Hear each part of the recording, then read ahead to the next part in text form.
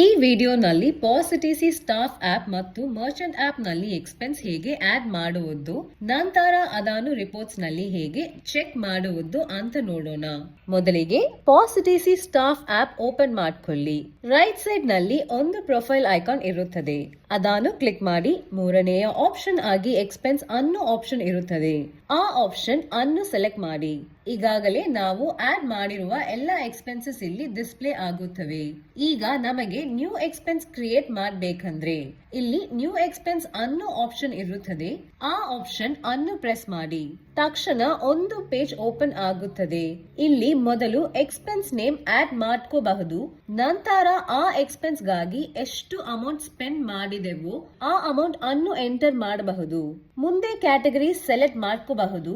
ಈ ಕ್ಯಾಟಗರೀಸ್ ಅನ್ನು ನಾವು ಮರ್ಚೆಂಟ್ ಆಪ್ ನಲ್ಲಿ ಆಲ್ರೆಡಿ ಕ್ರಿಯೇಟ್ ಮಾಡಿರುತ್ತೇವೆ. ಅಲ್ಲಿ ಕ್ರಿಯೇಟ್ ಮಾಡಿರುವ ಎಲ್ಲಾ ಕ್ಯಾಟಗರೀಸ್ ಇಲ್ಲಿಯೂ ಡಿಸ್ಪ್ಲೇ ಆಗುತ್ತವೆ. ಅದಾದ ನಂತರ ಪೇಮೆಂಟ್ ಮೋಡ್ ಸೆಲೆಕ್ಟ್ ಮಾಡ್ಕೋಬಹುದು. ಈ ಎಕ್ಸ್ಪೆನ್ಸ್ ಗೆ ಕ್ಯಾಶ್, UPI ಅಥವಾ ಬೇರೆ ಯಾವ ಮೋಡ್ ನಲ್ಲಿ ಪೇಮೆಂಟ್ ಮಾಡಿದೆವೋ ಆ ಆಪ್ಷನ್ ಅನ್ನು ಚೂಸ್ ಮಾಡಬಹುದು. ಈ ಎಕ್ಸ್ಪೆನ್ಸ್ ಗೆ ಅಡಿಷನಲ್ ಆಗಿ ಏನಾದ್ರೂ ಇನ್ಫಾರ್ಮೇಶನ್ ಆಡ್ ಮಾಡಬೇಕಾದ್ರೆ ಅದನ್ನು ಇಲ್ಲಿ ಆಡ್ ಮಾಡಬಹುದು. ಎಲ್ಲಾ ಡೀಟೇಲ್ಸ್ ಎಂಟರ್ ಮಾಡಿದ ನಂತರ ಸೇವ್ ಕೊಟ್ಟರೆ ನಾವು ಆಡ್ ಮಾಡಿದ ಎಕ್ಸ್ಪೆನ್ಸ್ ಇಲ್ಲಿ ಡಿಸ್ಪ್ಲೇ ಆಗುತ್ತದೆ. ಈ ಎಕ್ಸ್ಪೆನ್ಸ್ ಅನ್ನು ಮರ್ಚೆಂಟ್ ಆಪ್ ನಲ್ಲಿಯೂ ಚೆಕ್ ಮಾಡಬಹುದು.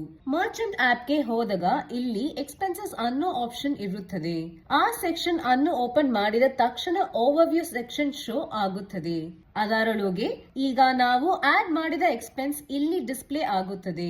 ಮರ್ಚೆಂಟ್ ಆಪ್ ನಿಂದಲೂ ನಾವು ಡೈರೆಕ್ಟ್ ಆಗಿ ಎಕ್ಸ್ಪೆನ್ಸ್ ಆಡ್ ಮಾಡಬಹುದು.